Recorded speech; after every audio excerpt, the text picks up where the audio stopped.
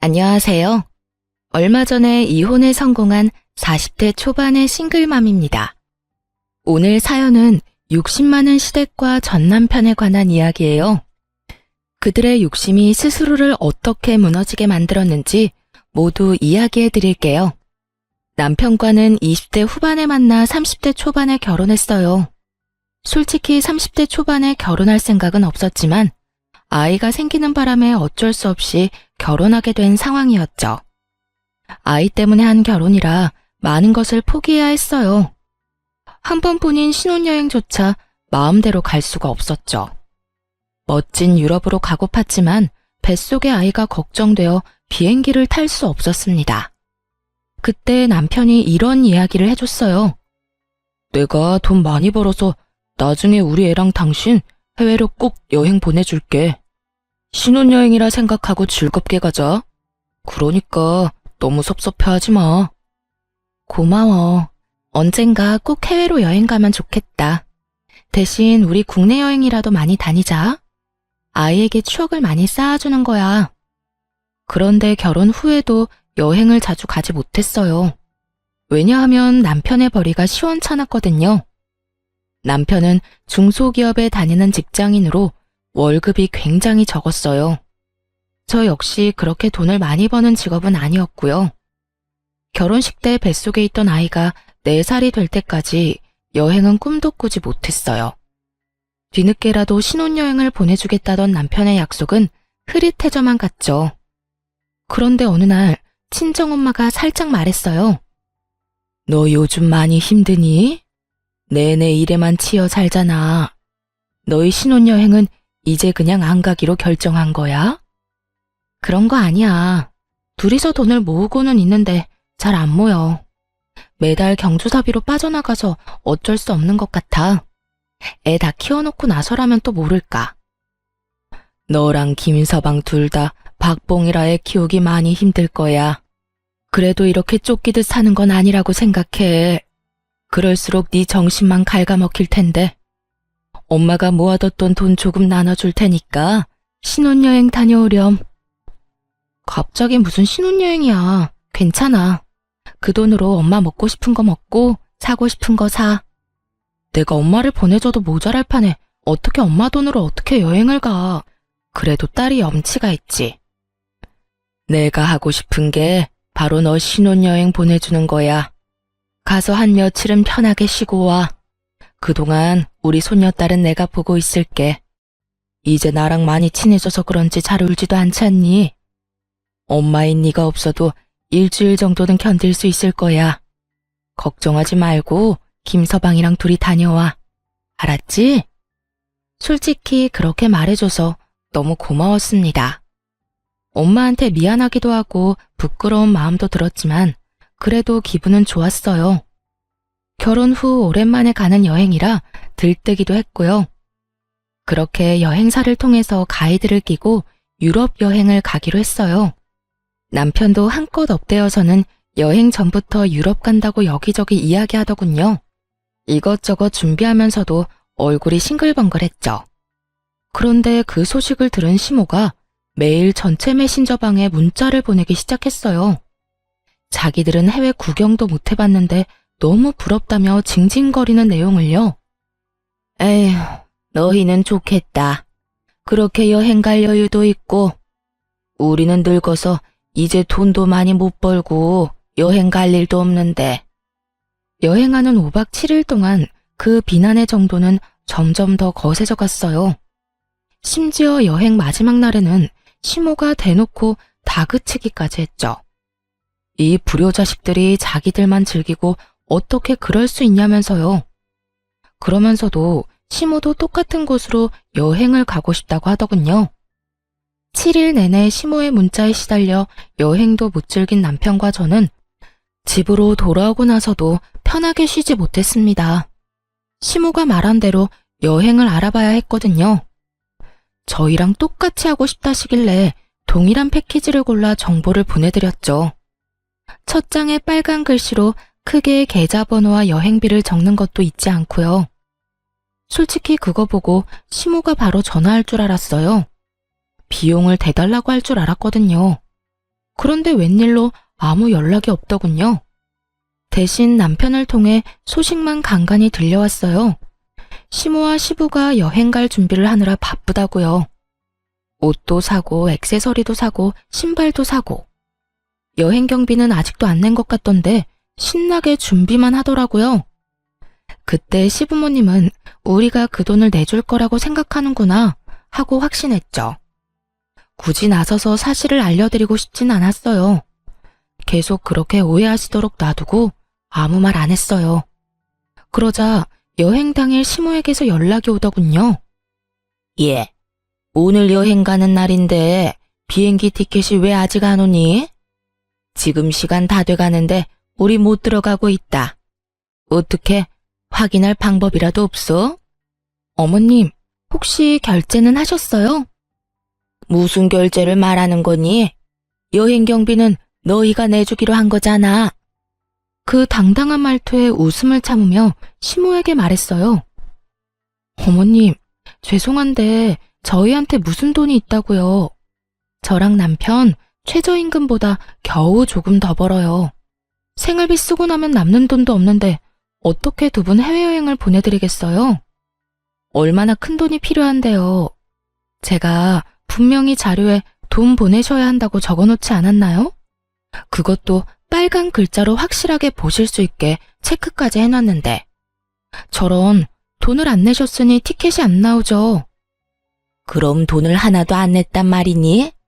어떻게 그럴 수가 있어? 우리는 당연히 너희가 돈 낼 거라 생각하고 있었는데. 정말 너무한다. 우리 여행 좀 보내주기가 그렇게 싫었니? 너희는 둘이서 해외여행 잘만 갔다 오더니 아무리 돈이 아까워도 그렇지 어떻게 이런 식으로 뒤통수를 쳐? 그리고 뭐 돈이 없어? 그럼 너희는 돈 빌려서 갔니? 무슨 돈으로 해외여행을 갔어? 뒤로 모아둔 돈이 있었으니까 간 거 아니야. 저희 이번에 신혼여행 겸 간 거예요. 그리고 비용은 친정어머니가 주셨어요. 결혼한 지 4년이 다 되어 가는데 신혼여행도 못 간 딸이 불쌍하다고요. 지금까지 아무도 신경 안 쓰지 않았지만요. 아무래도 딸이 저 하나뿐이라서 많이 걱정하신 것 같더라고요. 그러자 시모는 아무 대꾸도 못하더군요. 한술 더 떠 이번에는 시모가 다 들리도록 남편에게 물었어요. 어머님이 이렇게 여행 가고 싶어 하시는 줄 몰랐네. 당신이 대출이라도 받는 게 어때? 그럼 해외여행 보내드릴 수 있잖아. 미쳤어? 무슨 돈을 빌려서 여행을 보내드려. 솔직히 우리한테 돈 맡겨놓으신 것도 아니고. 어머니 저러실 때마다 내가 더 당황스럽네. 아무튼 이번 여행은 없던 걸로 해요. 제대로 정보 안 살펴본 것도 잘못이지. 난 당연히 부모님이 알아서 결제하고 가실 줄 알았지. 우리더러 비용대라고 한 거면 이렇게 조사하기 전에 거절했어. 남편이 화를 내고서야 시모와의 대화는 끝났습니다. 솔직히 그때도 시모가 깨끗하게 포기했다고 생각하진 않았어요. 시모는 특히 사람을 괴롭힐 때 끈질긴 면이 있었거든요. 그 후 1년 반쯤 지났을 때 시모의 환갑이 다가왔습니다. 간단하게 식사나 대접할 생각이었는데 시모는 아닌가 보더라고요. 저희 앞에서 대놓고 이렇게 말했으니 말이에요. 이번 환갑 때는 해외여행 가고 싶어. 너희 환갑잔치 해준다고 모아놓은 돈이 있잖아. 그거에 좀 더 보태서 여행 보내줘. 죽기 전에 비행기를 한 번은 타봐야 하지 않겠니? 이럴 때는 딸이 없는 게 서럽다 서러워. 무심한 아들의 며느리뿐이니 원. 내가 여행도 한번 제대로 가보지 못하고 이렇게 산다. 그게 어디 딸과 아들의 문제겠어요? 아들도 부모를 지극하게 생각하면 여행비 정도는 내드릴 텐데 그럴 생각도 돈도 없는 남편이니 시부모님이 해외여행 한번 못 가신 거죠. 시모가 그 사실을 아는지 모르는지 알 수 없지만요. 어쨌든 환갑잔치를 위해 모아놓은 돈이 좀 있었기에 남편에게 가능하냐고 물었죠. 어머님이랑 아버님 모시고 해외여행 갈 정도는 돼? 혹시 예산 부족하면 나는 빠질게. 솔직히 거기에 끼고 싶지 않았습니다. 그런데 시모가 그러더군요. 네가 왜 빠져? 너도 같이 가야지. 그리고 이번 여행 계획은 꼭 네가 짜야 한다. 여행사에 다 맡기는 거 나 별로 안 좋아해. 알았지? 그 이야기를 듣는데 귀찮다는 생각만 들더군요. 그래서 시댁에서 돌아오자마자 남편에게 말했어요. 두 분 모시고 가는 여행 계획 당신이 세워. 나는 일하는데 애도 봐야 하고 너무 바빠. 그것까지 할 시간 없어. 그리고 당신이 어머님 취향 다 알잖아. 나는 잘 모르고. 괜히 여행 가서까지 트러블 만들고 싶지 않아. 그러니까 당신이 다 계획 짜고 어머님께 보내드려. 그렇게 남편이 모든 계획을 짜고 시모에게 계획표를 전달했어요. 웬일로 시모는 계획표를 보고도 별말을 하지 않았죠.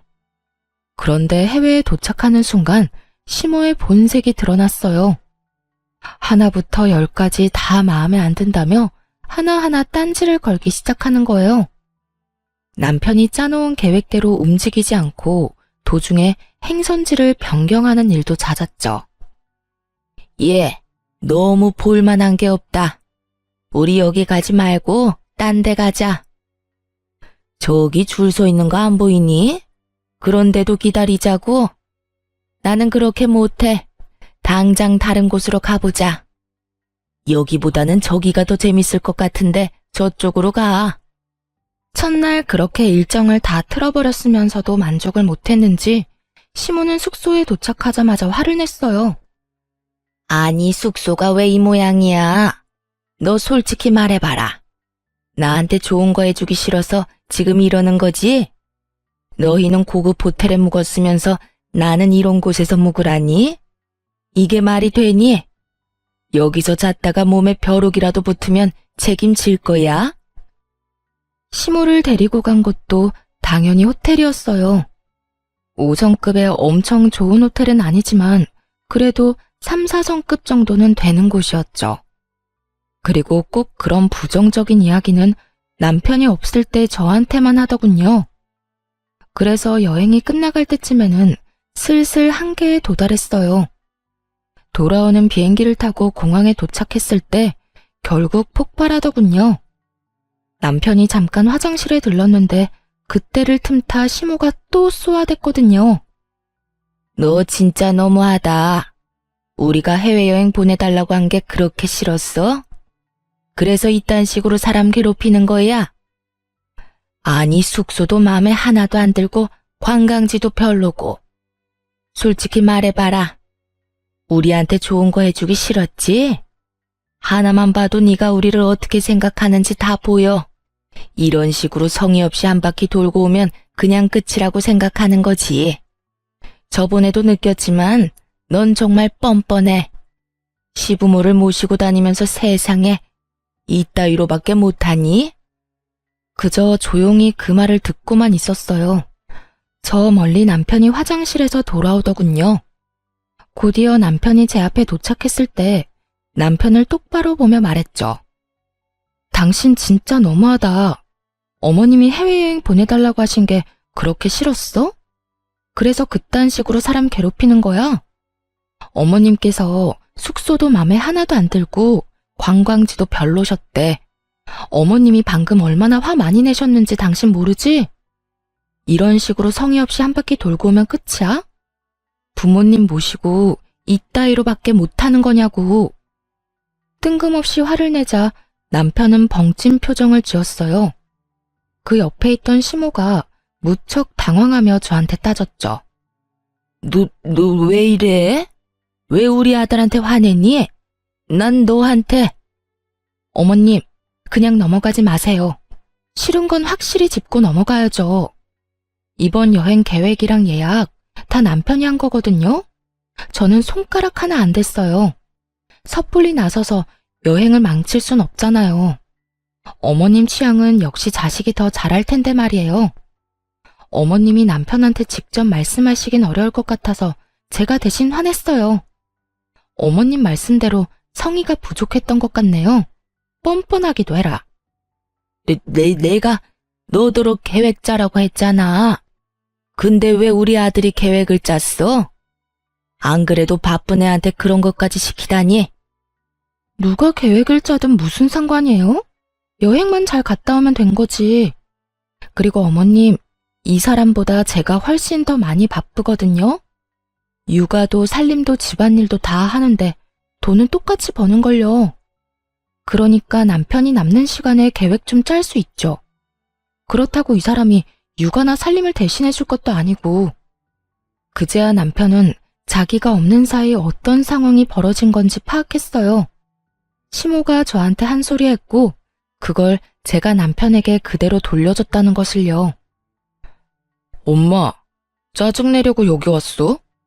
여행 가고 싶다고 노래를 해서 경비 대줬잖아.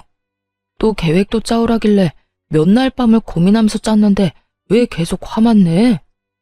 앞으로 2번 다시 여행 같은 거 안 보내줄 줄 알아. 남편이 소리치자 시모는 그제야 입을 꾹 다물더군요. 째려보는 눈빛이 느껴졌지만 어쩌겠어요. 있는 그대로를 이야기한 게 잘못은 아니잖아요. 그런데 이 남편놈이 저한테까지 화를 내는 거예요. 그리고 당신도 이러는 거 아니야. 엄마가 저런다고 당신까지 똑같이 굴면 어떡해? 그리고 다짜고짜 화를 내면 내 기분은 어떻겠어? 좀 잘하자 좀. 내가 뭘 잘못했는데? 그럼 어머님한테 다짜고짜 온갖 짜증을 다 들은 내 기분은 당신도 좀 알고 있으라고 일부러 전한 거야. 이게 다 당신이 짜온 계획 때문에 벌어진 일이니까. 그러게, 어머님 마음에 들도록 잘했으면 좀 좋아? 내가 하지도 않은 일로 욕 얻어먹는 게 얼마나 짜증나는 일인데. 모두가 보는 앞에서 남편과 싸우고 있으니 시모가 뜯어말리더군요. 그건 또 부끄러웠던 모양이에요. 그 뒤로 시모의 짜증이 좀 덜해지긴 했어요. 저한테 짜증을 내봤자 자기 자식 힘들게 하는 것임을 깨달았는지 마구잡이로 트집 잡는 일은 줄었습니다. 그렇다고 완전히 사라진 건 아니었고요. 한 1년쯤 정말 평온하게 지냈어요. 남편도 시모도 제 속을 긁지 않고 잘 지나갔죠. 그런데 문제는 친정엄마였어요. 원래부터 몸이 좀 약하신데 뇌경색을 살짝 한번 앓으셨거든요. 팔다리의 감각이 이상하다고 해서 병원에 갔는데 뇌경색 진단을 받은 거였어요. 의식을 잃을 정도까진 아니었고요. 다행히도 증상을 발견하고 바로 병원에 가서 그런지 잘 치료받았습니다. 약하게 다리를 절게 되시긴 했지만요. 재활치료를 계속 받으셨지만 빨리 낫는다는 느낌은 없었어요. 아무래도 연세도 있고 본래 몸 상태도 그렇게 좋지는 않으셨으니까요. 외동딸로서 항상 엄마 걱정을 할 수밖에 없었어요. 10년 전에 아빠와 사별하고 혼자 남은 엄마가 혹시라도 다치면 어쩌나 하고요. 그래도 요양보호사나 간병인의 도움을 받는데 큰 문제는 없었습니다. 엄마가 소유한 4층짜리 상가 건물 덕분에 금전적으로 여유가 있었거든요. 아빠가 돌아가시면서 남긴 재산과 보험금으로 사신 거였죠. 그곳의 임대 수익으로 요양비, 간병비 정도는 충분히 지불할 수 있었어요. 그래서 저도 엄마도 마음의 짐은 좀 덜었죠. 엄마는 매일같이 이렇게 말씀하시곤 했어요. 나 죽으면 저 건물 너 줄 거야. 네가 그때 아빠 보험금이랑 유산 다 주지 않았으면 못 샀을 건물이지 않니? 지금 생각하면 그때 네 말대로 해서 정말 다행이야. 너한테 늦게라도 도움될 것 같아 기쁘구나. 아빠가 돌아가신 후 엄마는 아빠 재산과 보험금을 저에게 나눠주려고 했어요. 당연히 거절했죠. 나누면 푼돈인데 그걸로는 엄마의 노후를 보장할 수 없을 것 같았거든요. 사실 온전히 엄마만을 위한 건 아니었고요. 외동딸인 저의 부담을 조금이나마 줄이기 위해 내린 결정이기도 했어요. 엄마의 노후가 안정적으로 보장돼야 나중에 돈을 덜 쓸 테니까요. 그래야 시댁에서도 고깝게 생각 안 하죠. 그 덕분에 엄마는 그 상가 건물을 마련하셨어요. 그리고 언젠가 제가 상속받을 테니 어찌 보면 투자한 거라고 칠 수도 있겠죠. 당장 돈을 만질 수는 없지만 지속적으로 엄마에게 수익을 드리고 미래까지 보장한 좋은 결정이었다고 지금도 생각하고 있었어요. 엄마가 아프시고 나서는 시간 날 때마다 대신 건물을 관리하게 됐어요. 그러다 상가 건물의 1층 점포가 비었을 때 뜻밖의 연락을 받았죠. 예, 사부인이 가지고 있는 건물 1층에 상점 빠졌던데 거기 지금 점포 구하고 있지? 아, 네. 빨리 채워넣기는 해야 하는데 상황이 좀 여의치 않아서요. 어떻게 할지 고민 중이신 것 같더라고요. 일단 두리뭉실하게 말했어요. 그 점포를 당장 채울 생각은 없었거든요. 어머니도 같은 의견이었고요. 물론 이유는 다 따로 있었죠. 그러면 우리가 거기 들어가면 안 되겠니? 너도 알다시피 우리 지금 반찬 가게 하려고 생각 중이잖아. 아무래도 이번에는 잘 될 것 같아서 말이다. 저번에는 목이 안 좋아서 망한 것 같은데 그쪽은 꽤 사람이 많이 다니니까. 그런데 열면 우리 가게도 번창하겠지. 안사돈한테 한번 물어봐 줄래? 일단 여쭤보긴 할게요. 시모는 아주 행복한 상상에 빠져 있더군요. 시모에게 장사 소질이 없다는 건 주변 사람 모두가 알고 있는 사실이었어요. 당사자만 모르고 있었죠. 가게가 망한 이유를 남 탓으로만 돌리니 미련을 못 버리고 계속 도전하는 거였고요. 엄마, 시댁에서 1층에 들어오고 싶다는데 좀 그렇지? 아무리 그래도 2층 사장님 생각하면. 절대 안 돼. 원래 사돈 간에 이런 거래는 하는 거 아니야. 혹시라도 못 볼 꼴 보면 어쩌려고. 게다가 지금 상황이 좋은 것도 아니잖니. 무턱대고 1층에 점포 들였다가 또 무슨 일 날 줄 알고. 친정엄마가 그렇게 말하는 이유가 있었어요. 이전 1층 가게 사장님이 계약 기간을 다 못 채우고 중도에 나갔거든요. 그 이유는 2층 사장님 때문이었어요. 매번 만날 때마다 다투더니 결국 참다 못한 1층 사장님이 먼저 나가버린 거예요. 2층 사장님과의 계약은 앞으로 9개월 정도가 남아 있었고 엄마와 전 2층을 내보내기 전까지 1층에 가게를 받을 생각이 없었죠. 솔직하게 말해서 시댁에 괜한 꼬투리 잡히기 싫어서 거절하기로 한 거였어요. 어머님, 친정어머니한테 말씀드려봤는데 아무래도 안 될 것 같아요. 사실 상황이 좋지가 않거든요. 다른 곳을 알아보시는 게 어떨까요? 조심스레 거절의 말을 건넸는데 돌아온 건 시모의 냉랭한 대답이었죠. 상가 그거 하나 갖고 있다고 유세는. 아니 사람 있는데 비워달라는 것도 아니고 아무도 없는 곳에 좀 들어가겠다는데 뭐가 잘나서 그렇게 고가워? 그래, 네가 우리 집을 어떻게 생각하는지 잘 알았다. 그러고는 전화를 뚝 끊더군요. 이럴 때는 시댁과 친정이 같은 지역에 있어서 참 짜증났어요. 아예 멀리 떨어져 살고 있었다면 점포 자리를 달라는 말도 없었을 텐데.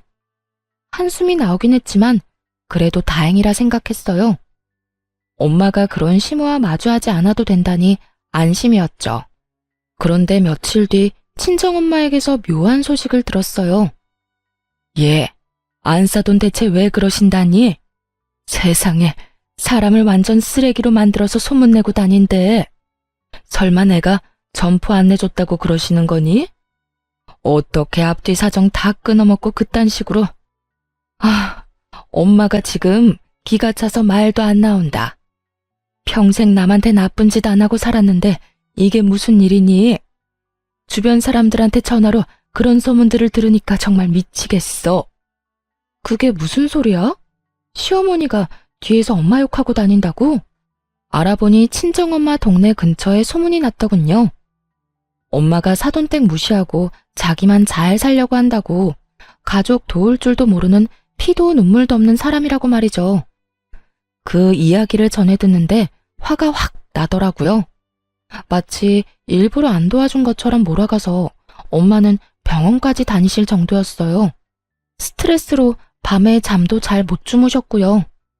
그래서 남편에게 먼저 이야기했죠. 당신, 나랑 이야기 좀 해. 어머님 점포임대 문제 때문에 그래. 그거 우리가 일부러 안 해주는 거 아니거든? 그런데 어머님도 정말 너무하셔. 어떻게 온 동네에 그렇게 나쁜 소문을 다 내고 다니실 수가 있어. 일부러 안 해주는 거 맞잖아. 아니야? 당장 사람이 있는 것도 아니고 계약된 상황도 아닌데. 그러게 엄마가 해달라고 했을 때 바로 해줬으면 되잖아. 솔직히 이거 우리 집 무시하는 거 아니야? 지금은 당신이 하는 말 듣고 싶지도 않을 정도야. 당신이 왜 무시하는지 모르겠지만 우리 엄마가 뭐가 모자란데. 대체 뭐가 모자라서 너랑 장모님한테 고개 숙이면서 들어가야 돼? 사돈지간에 그런 것도 하나 배려해주지 못해? 지금 이 상황은 당신 잘못 맞아. 시댁 무시하고 자기들 이득대로만 하는데 당연히 소문나는 거 아니야? 만약에 엄마한테 상가 자리 안 주면 솔직히 나 당신이랑 이혼할 생각도 하고 있어. 그리고 동네 싹 다 까발릴 거야. 당신 어머니랑 당신이 얼마나 이기적이고 자기 생각만 하는 사람인지. 미쳤어? 당신이 뭔데 그런 짓을 해? 그리고 이게 이혼까지 갈 일이야? 지금 생각해보니까 당신도 웃긴다. 언제부터 그렇게 효자였어? 언제부터 그렇게 어머님 챙겼는데? 여태껏 나한테 다 맡겨놓고 자기는 혼자 편하게 지내더니 왜? 그거 안 해줬다는 소리 들으니까 없던 효심이 막 생기는 것 같아? 그리고 우리가 거절한 데는 이유가 있다고 몇 번을. 아, 됐어. 당신이랑 더는 말 섞고 싶지 않아. 엄마 가게 계약이나 빨리 해줘. 그거 안 해줄 거면 나 볼 생각하지 마. 남편 놈은 그렇게 말하고 나가버리더군요. 하고 싶은 말이 많았는데 저렇게 내빼듯이 도망가다니 정말 열받았어요. 그런데 속에 천불이 나는 일은 그 다음날 생겼죠. 상가 건물 4층에 있는 친정엄마 집에 들렀던 날이에요. 거기 창가에 있으면 밑에서 하는 얘기가 다 들리거든요. 그런데 갑자기 심오한 남편의 목소리가 들리는 거예요. 여기 왜 왔나 싶기도 하고 도대체 거기서 무슨 이야기를 하나 궁금하기도 했죠. 그래서 귀를 기울여 들었더니 말도 안 되는 이야기를 하고 있더군요. 엄마, 걱정하지 마. 내가 와이프한테 딱 잘라서 말해놨어. 그거 안 해주면 이혼하겠다고. 분명히 조만간 연락해서 들어오시라고 할걸. 야, 조용히 좀 해. 그런 이야기를 왜 여기서 해? 걱정 마. 와이프랑 장모님 오늘 둘이서 병원 갔으니까. 그래도. 그런데 너 진짜로 이혼 이야기 꺼냈어? 이혼은 절대로 하면 안 되는 건 몰라? 그 할망구 뇌경색 걸려서 오늘 내일 하는데 이혼하면 너한테 돌아오는 게 없어. 그러니까 이혼 절대 못 해준다고 하고 꽉 붙잡고 있어. 아니면 할망구 죽고 나서 이혼을 하든지. 이 건물이 얼마짜린데 재산 분할이라도 한다고 생각해봐. 우린 부자야, 부자. 거기까진 생각을 못했네. 엄마가 계속 그 1층 점포 얘기만 하는 바람에 나도 아무 생각 없이 막 질렀잖아. 그러면 이혼은 절대 안 된다고 얘기할게. 살살 구슬리면 될 거야. 엄마도 앞으로 며느리 좀 구슬려봐. 맨날 화만 내지 말고. 예, 구슬리는 것도 하루 이틀 일이지. 내가 젊은 애한테까지 그런 식으로 기어야 되겠니? 그걸 위에서 고스란히 듣고 있는 심정이 어땠겠어요? 저 인간들이 엄마 재산에 대해 왈가왈부하는데 정말 기분이 더러웠어요. 당장이라도 뛰어나가서 뭐라고 하려는데 엄마가 방으로 들어오더군요. 마시라는 음료수는 거들떠도 안 보고 열만 내며 서 있으니 엄마가 물었어요. 너 무슨 일 있니? 표정이 왜 이렇게 안 좋아? 엄마한테 얘기해봐. 왜? 상가 1층 때문에 안 싸더니 너까지 괴롭혀? 그것도 그건데 저 인간들이 진짜 미쳤나 봐. 엄마 건물이 무슨 자기들 거라도 된 것처럼 이야기하는데 안 되겠어. 이런 쓰레기들하고 같이 사느니 내가 이혼하는 게 맞지. 울분을 토하며 급히 가방을 정리하는데 엄마가 손을 탁 잡더군요. 그렇게 깔끔하게 이혼해줄 생각이니? 그러지 말고 안사돈한테 1층 임대해주자. 대신 특약 여러 개 붙여서 중도해지 시에 위약금 엄청나게 물게 설정하고 여태까지 자기들 위해서 임대 못 해준다고 얘기한 건데 안 되겠네. 우리 손 더럽힐 필요 없이 진짜 진상을 몸소 겪도록 해주면 되겠지. 그리고 넌 그때까지 모르는 척해. 당해봐야 정신 차리겠지 싶어서 엄마 말대로 조용히 있었습니다. 그리고 시모에게 1층 임대 허락 소식을 전하고 계약서를 썼어요. 시모는 계약서를 읽는 둥 마는 둥 하더군요. 엄마가 꼼꼼하게 확인하라고 몇 번을 말했는데도 말이에요. 다 확인한 거 맞으시죠? 꼼꼼하게 확인하세요. 나중에 다른 말 하지 마시고요. 다 읽었어요. 진작 이렇게 해주면 좀 좋아요. 서로 얼굴 붉힐 일 없잖아요. 서로? 일방적으로 온 동네에 악질적인 소문 다 내놓은 건 그쪽이죠. 아, 더 이상 말 섞고 싶지 않네요. 돈이나 꼬박꼬박 내세요. 시모는 잠깐 입을 삐죽거리는가 싶더니 금세 들뜨더군요. 기분 좋은 표정으로 가게를 꾸리고 리모델링도 했죠. 그러나 그 즐거움은 오래가지 않았어요. 2층 카페 사장이 1층 시모 가게에 매일같이 나타나 진상짓을 하기 시작했거든요. 시모는 성질을 죽이고 처음에는 내내 하며 조심스럽게 대했지만 끝이 없었어요. 2층 사장이 계속해서 불평불만을 쏟아냈거든요. 결국 2층 사장을 어떻게든 하라며 전화했길래 거기다 대고 말했죠. 어머님, 처음에 1층 임대 안 해드리려고 한 이유가 바로 이거예요. 1층 사장님이 2층 사장님 괴롭힘 때문에 못 견디고 나가셨거든요. 그거 감안하고 계약하신 거 아니었어요? 저한테 이야기하셔도 해결 방법은 없어요. 두 사람 중 한 사람이 나가야 끝나는 거죠. 나 몰라라 하는 저와 엄마 때문에 시모는 머리끝까지 화가 난 모양이었어요. 이런 게 어딨어? 이건 사기야. 2층 사장이 얼마나 진상인데 우리가 왜 나가? 저 사람이 나가야지. 2층 계약 기간 아직 남았어요. 그래서 마음대로 내보낼 수 없고요. 사실 6개월 후에 2층 계약이 만료되면 연장하지 않을 거였거든요. 연장 의지가 없음을 미리 밝혔고 상대방도 마찬가지고요. 그렇지만 그 사실을 시모에게 알려주지는 않았어요. 희망이 보이지 않아야 더 힘든 법이잖아요.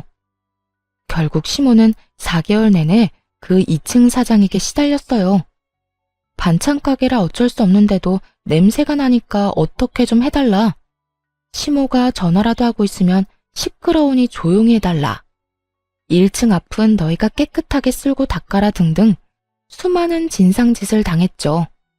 결국 시모는 1년의 계약 기간도 다 못 채우고 해지를 하겠다며 난리를 피우더군요. 그런데 어머님, 중도 해지하면 위약금 무셔야 해요. 보증금만큼 내셔야 하는데 가능하시겠어요? 어려우실 것 같으면 여기 대신 들어올 사람 찾든지요. 여길 누가 들어와? 저런 진상이 있는데. 너 다 알고 나한테 상가 임대한 거지? 무슨 소리세요? 처음에 거절한 건 저희 쪽이잖아요. 그런데 동네에 소문 다 내서 결국 상가 임대하도록 만든 건 어머님이고요. 그런 짓 저지르시고도 또 제 탓을 하세요? 시모는 대꾸할 말을 찾지 못했어요. 그 이후로 열심히 1층 상가에 들어올 사람을 찾았지만 아무도 없었어요. 당연한 이야기였죠. 시모가 여기저기 말하기도 했고 친정엄마도 열심히 소문내고 다녔거든요. 결국 사람을 구하지 못해 점포를 빼려면 위약금을 물어내야 할 판이었죠. 그러자 시모와 남편이 저와 엄마를 찾아와 난리를 피우더군요. 이거 어쩔 거야? 난 위약금 못 내. 내가 거기에 들인 돈이 얼만데. 돈 벌지도 못하고 적자만 한가득인데 왜 위약금까지 내야 해? 계약서에 사인하실 때 꼼꼼히 읽어보라고 말씀드렸잖아요. 다 읽고 도장까지 찍은 마당에 안 주시면 저희는 법대로 하는 수밖에요. 사부인, 내가 부탁 좀 할게요. 제발 이 돈 좀 까주세요. 없던 일로 해달라고요. 응? 우리 사이에 이러기에요? 장모님, 부탁드립니다. 저희 부모님 지금 한 푼도 없으세요. 위약금 물 돈 없어요. 그 보증금은 두 분 노후 자금이라고요. 남편과 시모가 애원하자 엄마가 말했어요. 그래? 그럼 자네 우리 딸이랑 이혼하게.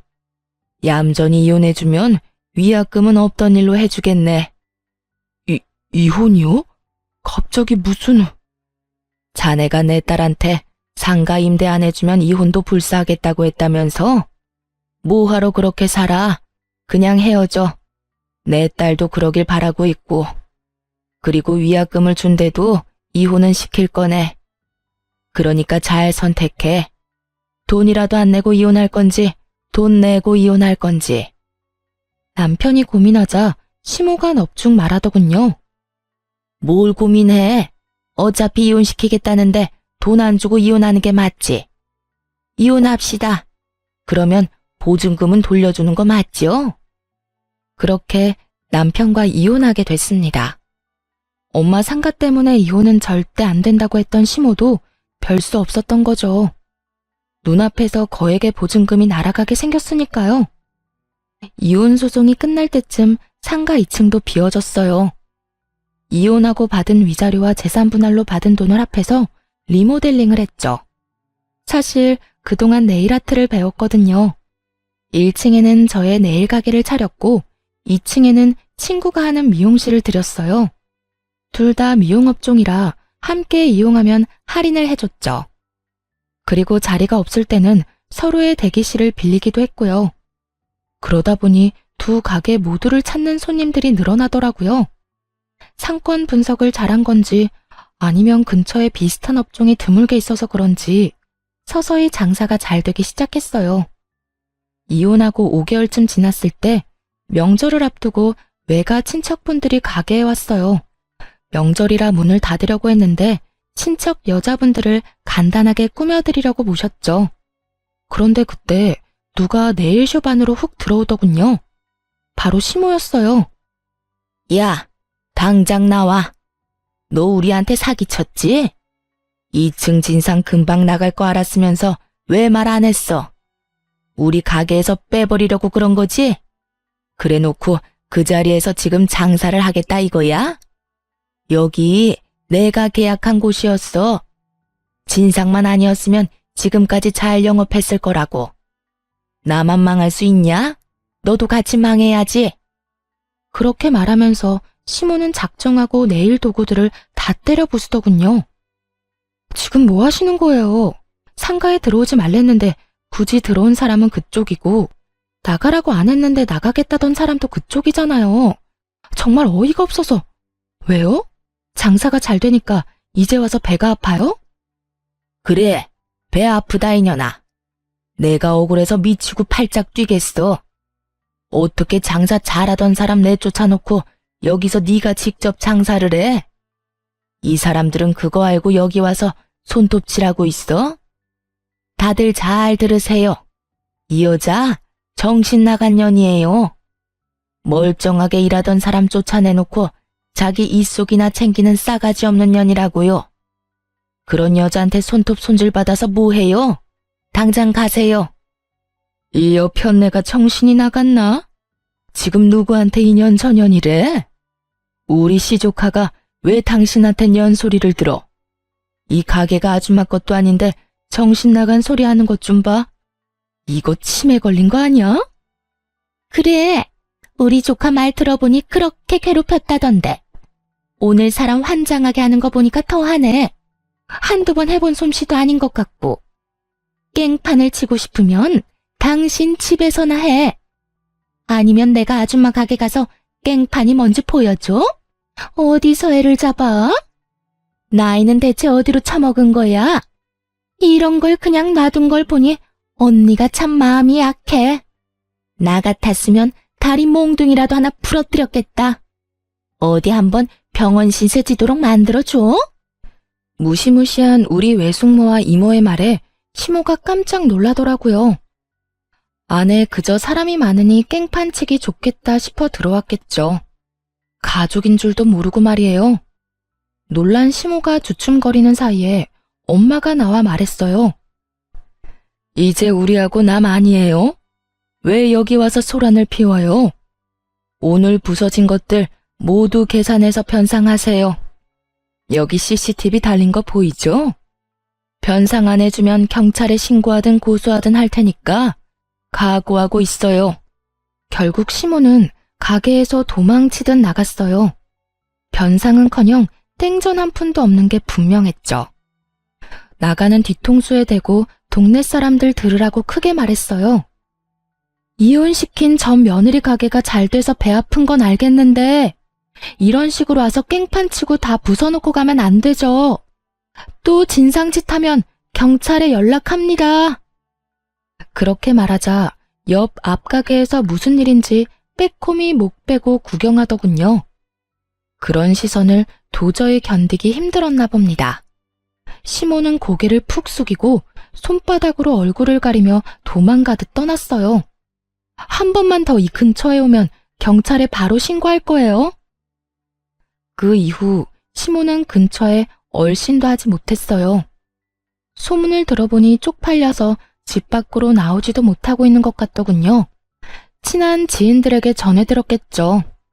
전 며느리 가게 잘 되니 가서 진상 부린 전 시모로 소문 쫙 났다고 말이죠.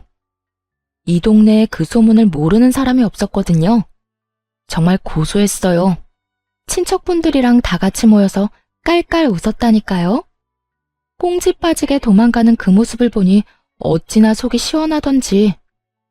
만약 그때 안에 있던 사람들이 진짜 손님들이었으면 아찔했겠지만 다행히 놀러온 친척분들이었기에 웃고 넘길 수 있는 해프닝이 됐죠. 덤으로 시모를 더 쪽팔리게 만들 수도 있었고요. 가게는 계속해서 잘 되었어요. 하지만 좋은 일이 있으면 나쁜 일도 있는 법이죠. 친정엄마가 화장실에 가려고 침대에서 걸어 나오다가 발이 꼬여 넘어진 거예요. 밖으로 나오기 힘들 정도의 밤마비 증상 때문이었죠. 엄마를 발견했을 때는 이미 많이 늦은 상태였어요. 하필이면 그때 잠시 마트에 가서 장을 보고 왔거든요. 머리를 찌으신 건지 피가 많이 났어요. 그렇게 골든타임을 놓쳐버렸고 엄마는 혼수 상태로 계시다 곧 돌아가셨어요. 엄마가 돌아가시고 가장 후회되는 게 함께 여행 한 번 못 가본 거였어요. 어릴 때는 친구들과 노느라 함께하지 못했고 결혼 후에는 살림하고 애 키우느라 함께하지 못했고 이제야 겨우 남편과 시댁에서 벗어났는데 이런 일이 벌어질 줄 누가 알았겠어요. 큰 슬픔과 아픔에 빠져 가게를 보름 넘게 열지 못했습니다. 그래도 계속 쉴 수는 없잖아요. 마음의 정리가 아직 덜 된 상태로 가게 문을 열었는데 전 남편이 찾아왔더군요. 정말 만나고 싶지 않은 사람이었어요. 보는 순간 확 밀려온 구토감을 참느라 죽을 뻔했죠. 장모님 소식 들었어. 몸은 좀 괜찮아? 그래도 전부인이라고 신경 써주나 싶어서 최대한 감정을 누르고 말했어요. 괜찮아. 그런데 무슨 일로 왔어? 장례식은 다 끝났는데? 당신이 힘들까봐 와봤지. 얼마나 힘든지는 모르지만 그래도 누군가에게 기대고 싶을 거 아니야? 아무래도 내가 옆에 있는 게 나을 것 같아서. 이런 기특한 생각을 하는 놈이 아닌데 그 말을 듣는데 의심만 더 생기더군요. 그래도 이제 그건 당신 역할이 아니야. 맞은 건 고마운데 나 진짜 이야기할 힘도 없어. 그래, 이제 내 역할은 아니지. 하지만 잘 생각해봐. 우리가 헤어진 게 어디 우리 둘 때문이겠어? 아니잖아. 우리 엄마 때문에 다 이렇게 틀어진 거잖아. 나 생각 많이 해봤어. 당신이랑 다시 합치고 싶어. 왜 남들 때문에 이혼해서 이렇게 따로 살아야 해? 그때 그 일 아니었으면 우리 지금쯤 이혼 안 하고 잘 살고 있었을 거야. 지금 무슨 헛소리 하는 거야? 우리가 이혼을 한 건 당신이랑 당신 엄마 때문이지. 나는 엄마한테 당한 것 뿐이야. 재혼하면 우리 엄마하고는 영 끊고 살면 돼. 진짜 지독한 사람인 거 나도 잘 알고 있으니까. 요즘 하는 거 보면 진짜 정신 나간 사람 같아. 완전 치매 걸린 노인이 따로 없다니까. 제정신이 아니니까 자식을 이혼시킨 거겠지. 그리고 아직도 잘 되지도 않는 장사하겠다고 돈을 얼마나 쓰는지. 그때 받아간 보증금이 이제는 한 푼도 없어. 이제 와서 나더러 부양하라는데 내가 왜 해? 엄마 때문에 내 인생도 이렇게 망했는데. 이혼남 신세 돼서 지금 앞가림도 못하는데 말이지. 그래서 당신 찾아온 거야. 나 진짜 우리 엄마지만 정 떨어져서 같이 못 살겠어. 왜 그렇게 진상짓을 다 못해서 안달이 난 걸까? 전 남편은 시모를 열심히 욕하며 제가 공감하기를 바라고 있었어요. 하지만 머릿속에 한 가지 생각밖에 안 들었죠. 이놈은 엄마 건물이 내 것이 되자마자 찾아왔구나. 지금도 여전히 우리 엄마 건물만 보고 있는 거예요. 그러니 재결합을 하겠다는 뻔뻔하고도 무시무시한 소리를 하는 거고요. 분노로 몸이 떨렸지만 최대한 참았습니다. 눈동자만 슬쩍 움직여서 가게 안에 설치된 CCTV를 슬쩍 쳐다봤죠. 다행스럽게도 녹화가 잘 되고 있더라고요. 저번에 난리를 피우고 간 시모 때문에 녹음까지 되는 CCTV로 바꿔놨거든요. 그걸 확인하고 헛소리를 늘어놓는 전 남편에게 말했어요. 웃기고 있네. 네가 내 생각이 나서 여기 왔겠어? 너 우리 엄마 건물 때문에 나한테 온 거 눈치 다 깠거든? 엄마 돌아가시자마자 찾아온 거 보니 너도 참 대단하다. 우리가 당신 어머니 때문에 틀어졌다고? 그거 착각이거든? 나는 너희 모자가 우리 엄마 건물 두고 소곤소곤 이야기할 때부터 이혼하고 싶었어. 맘대로 이 건물을 너희들 것처럼 여길 때부터. 그걸 다 들었다고? 어떻게? 그래. 내가 하나부터 열까지 싹 다 들었지. 그때 생각하면 아직도 온몸이 부들부들 떨려. 인간 같지도 않은 쓰레기들 어떻게 해야 잘 처리했다고 소문날까 고민 좀 했지. 근데 뭐 알아서 분리수거되러 쓰레기통에 들어가던데. 그 가게 일부러 너희 엄마한테 준 거 맞고 일부러 특약 그렇게 넣은 것도 맞아. 다 알면서 2층 사람 진상인 것도 2층 계약 종료일 다가온다는 사실도 말 안 했어. 혹시나 이혼할 때 피곤하게 할까봐 걱정했는데 돈이 걸리니까 바로 해주더라. 그래놓고 뭐? 너희 엄마 때문에 우리가 이혼을 했어? 네 엄마 탓이 절반이고 네 탓도 절반이야. 어디서 청렴결백한 척이야? 네가 양심이라는 게 있으면 적어도 엄마 돌아가시자마자 쳐들어오는 건 피했어야지. 안 그래도 엄마 돌아가시고 싱숭생숭해서 힘든데 열받아 죽겠잖아. 쓰레기야, 어떻게 책임질래? 어? 내 기분 어떻게 책임질 거야? 여기서 더 이상 나 화나게 하지 말고 지금 당장 내 눈앞에서 꺼져. 단호한 축객령에 전 남편은 뒤도 돌아보지 않고 쫓기듯 가게에서 나갔어요. 모자지간 아니랄까봐 시모와 똑같은 모습이었죠. 그런데 그 모습을 보고 있으니 열불이 덧뻗치더군요. 잠깐 고민하다가 좋은 생각이 나서 CCTV 영상을 확인했어요. 그리고 전 남편이 시모 욕하는 장면을 따서 시모 연락처로 보내줬죠. 혹시나 못 볼까봐 시부 연락처로도 보냈고요. 건물이 탐나서 불효막심하게 자기 엄마 욕하는 망할 놈. 그런 놈이 바로 당신 자식이라고 보여주고 싶었거든요. 저와 헤어지고 갈 곳 없어서 시모 집에서 신세진주제의 말이죠. 얼마 지나지 않아 길에서 전 남편과 시모가 박터지게 싸웠다는 소식을 들었어요. 그걸 직접 목격한 호프집 사장님이 이야기해줬거든요. 동영상이 아주 잘 전달되었나 봐요. 그 할망구가 그날은 완전 눈이 돌았더라니까. 평소에는 그렇게 아들 감싸고 돌더니 말이야. 아들한테 네가 지금 전 며느리한테 그런 말할 군번이냐고. 엄마 집에서 먹고 자고 들러붙어 있는 주제에 어떻게 그러냐고 하더라. 뭐 아들이 엄마 치매 걸렸다느니 진상이라느니 그런 말까지 했다며? 아주 고래고래 고함을 지르는데 늙어서 힘도 없는 할매가 목소리는 얼마나 큰지. 주변 가게에서 다 나와봤지 뭐야. 근데 자식놈도 한마디를 안 지더라. 그때 억지로 가게에 쳐들어가지만 않았어도 자기가 엄마 밑에 안 붙어 있었을 거라고. 다 엄마 탓이니까 책임지는 게 맞다고 얼굴에 철판도 안 깔고 말하더라고. 참나, 두 모자가 똑같더만. 소식을 전해준 호프집 사장님에게 그저 조용히 싱긋 웃어 보였어요. 예상한 대로 두 사람이 확 찢어졌더군요. 그 뒤에는 전 남편이 전 시댁에서 쫓겨났다는 이야기를 들었어요. 모아둔 돈도 없이 나가서 뭘 어쩔지는 모르겠지만 무슨 상관이겠어요? 이제는 더 이상 찾아오지 않을 거라는 걸 알기에 마음이 후련했습니다. 욕심 때문에 인생 제대로 꼬여버린 두 사람의 이야기 어떠셨나요? 지금까지 제 이야기 시간 내서 들어주셔서 감사합니다. 좋은 하루 되세요.